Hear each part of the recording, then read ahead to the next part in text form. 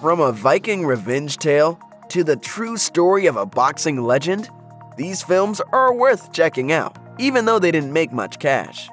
Although he's been one of Hollywood's top screenwriters ever since he penned Lethal Weapon in 1987, Shane Black didn't make his directorial debut until 2005 with Kiss Kiss Bang Bang. His hilarious, noir-flavored comedy with bursts of action proved that Black knew what he was doing behind the camera. After directing Iron Man 3, Black returned with another noir action comedy hybrid in 2016, The Nice Guys. With a clever script, a fun 70s LA setting, creative action sequences, and excellent chemistry between stars Russell Crowe and Ryan Gosling, The Nice Guys is easy to love. What wasn't easy, on the other hand, was making back its $50 million budget at the box office. Though much larger audiences eventually came around to the film once it hit streaming services, The Nice Guys only brought in $36 million domestically, a massive drop-off from Black's over $1.2 billion earning MCU endeavor. Nobody got hurt. People got hurt. I'm saying I think they died quickly, though, so I don't think that they got hurt. Black returned to franchise filmmaking with his next outing in the form of The Predator, but again failed to make back the film's budget at the domestic box office once again. Peter Strickland isn't a name that comes up often when the best horror directors of the 21st century are being discussed, but maybe that ought to change.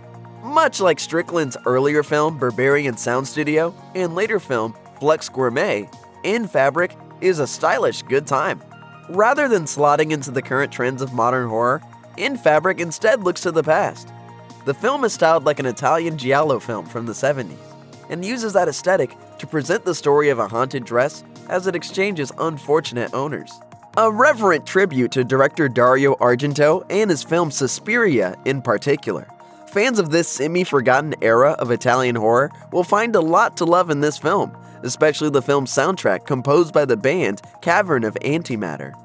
Strickland's 3 horror films so far have all greatly impressed critics, but have failed to connect successfully with general audiences in the same way.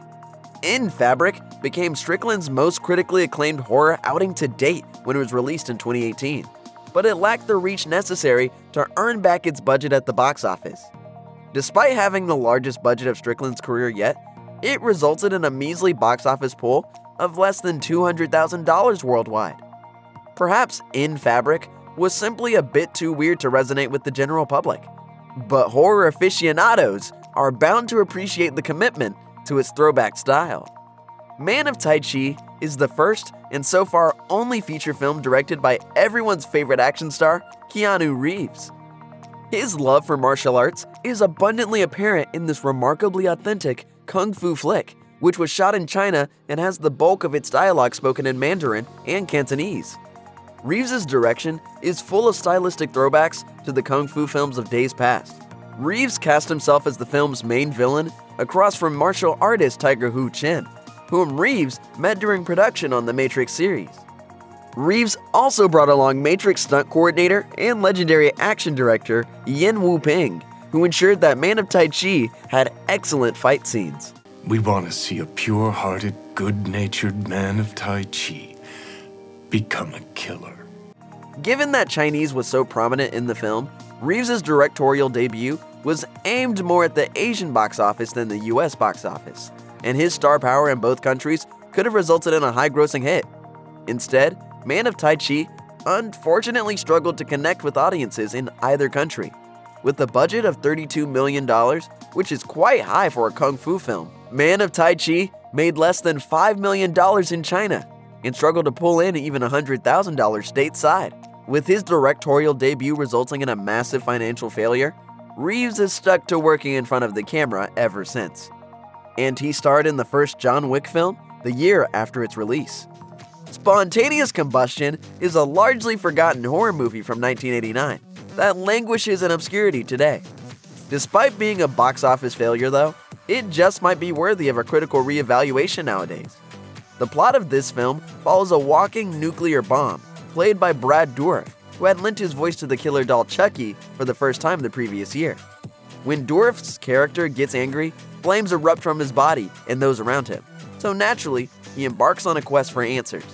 The plot is a tangled mess that doesn't hold up to any amount of scrutiny, but it's still a schlocky fun time with an explosive lead performance and incredible special effects sequences. Director Tobe Hooper, more commonly known for the Texas Chainsaw Massacre and Poltergeist, holds the film together even as the script falls apart entirely. Spontaneous Combustion was made for a budget of $5.5 million, but had the insulting box office result of just $50,000 before it was pulled from theaters and seemingly vanished from existence altogether.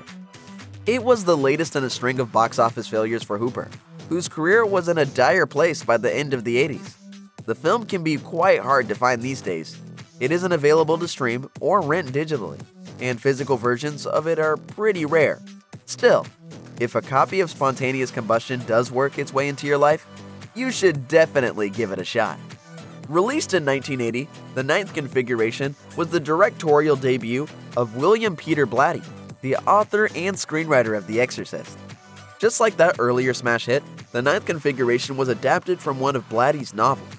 But unlike The Exorcist, the film was a complete failure at the box office and has been condemned to relative obscurity.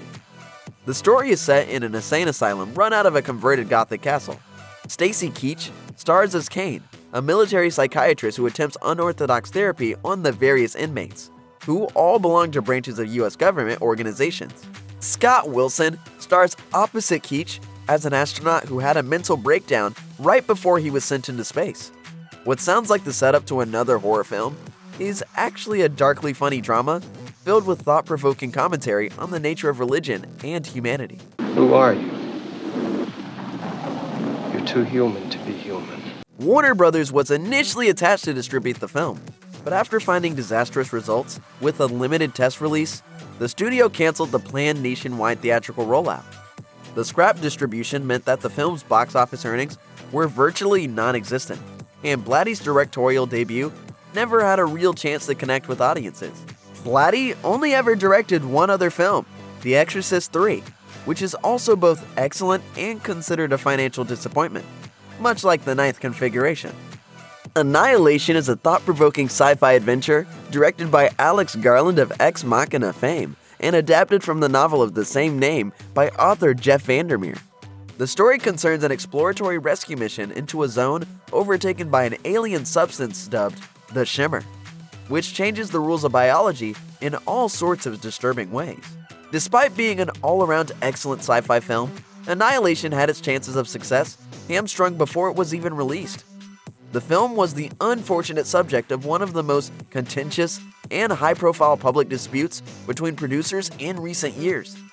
David Ellison of Skydance Media wanted to dumb down the movie after poor test screenings made him fear it was too smart for audiences. In the end, Garland was able to resist the studio pressure and deliver on his intended vision, but the film's distribution strategy was essentially sabotaged as a consequence. Planned theatrical distribution was exchanged for streaming premieres in most territories, which resulted in an otherwise avoidable failure at the box office.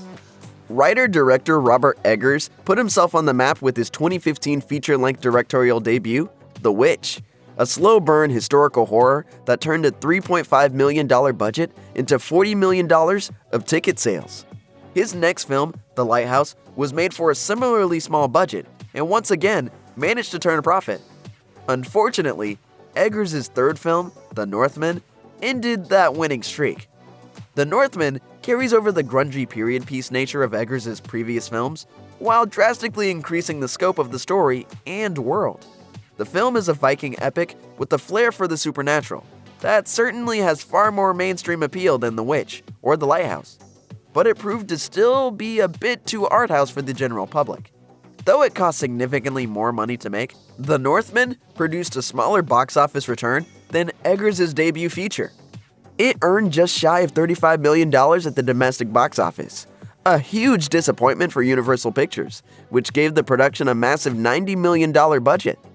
To make the situation even tougher, it is believed that $200 million was the true figure the film needed to hit in order to avoid being a financial loss, after the costs of marketing and international distribution were squared away. It's a nightmare. Then you must wake up. When Eggers spoke to the Daily Beast about the film's poor box office performance, he said, "I need to re-strategize in terms of what I'm pitching to a studio. He added that he would continue to resist taking the tentpole blockbuster route and stay true to himself one way or another, in spite of concerns about marketability. Maximum Overdrive is an exceptionally strange piece of work, not least of all because it's the only movie ever directed by author Stephen King. Dozens of films have been adapted from King's writings, but this 1986 action-horror hybrid, adapted from his short story Trucks, is the only one he decided to helm himself.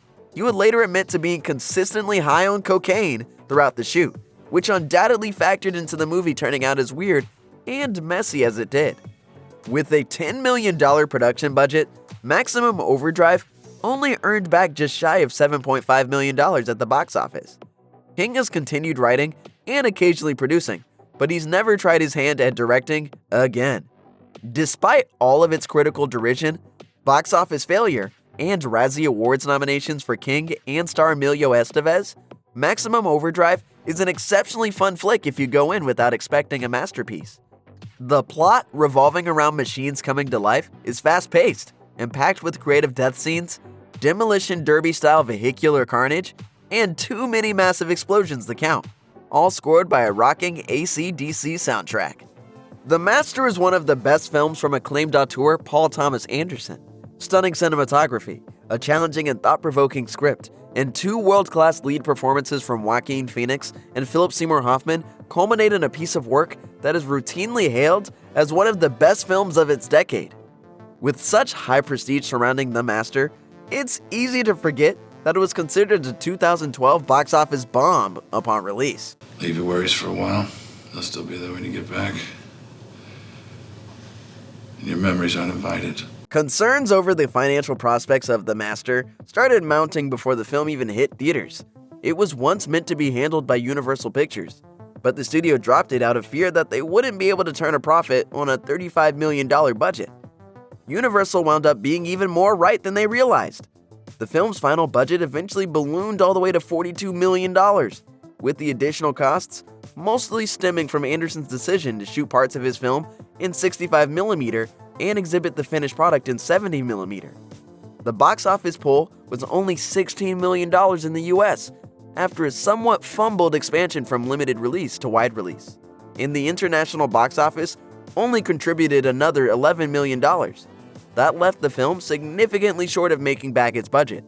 Even with such overwhelming critical acclaim, Anderson lost the funding that was in place for his next film after the terrible box office results, meaning he had to look elsewhere for financing. King Richard wasn't the first sports biopic to get Will Smith nominated for an Oscar. That would be Michael Mann's Ali, an excellently acted film starring the former Fresh Prince as the greatest boxer who ever lived. Despite the 2001 movie's critical acclaim and Smith's unforgettable performance as Muhammad Ali, it still didn't manage to turn a profit. Ali didn't actually perform particularly poorly at the domestic or international box offices. It brought in almost $90 million worldwide, which would have been considered a success if Ali hadn't been so exorbitantly expensive. The film went into production with an already overinflated budget of $107 million, but Mann ended up going significantly over budget even before making the $16 million decision to extend the shoot and relocate filming to Africa. To make matters worse, Sony pumped even more marketing dollars behind the film than usual to try to make it a hit, but they just ended up digging themselves into a deeper financial hole. It is believed that Sony's total losses on the film surpassed $100 million by the time all was said and done, making Ali one of the all-time biggest box office disasters of this century.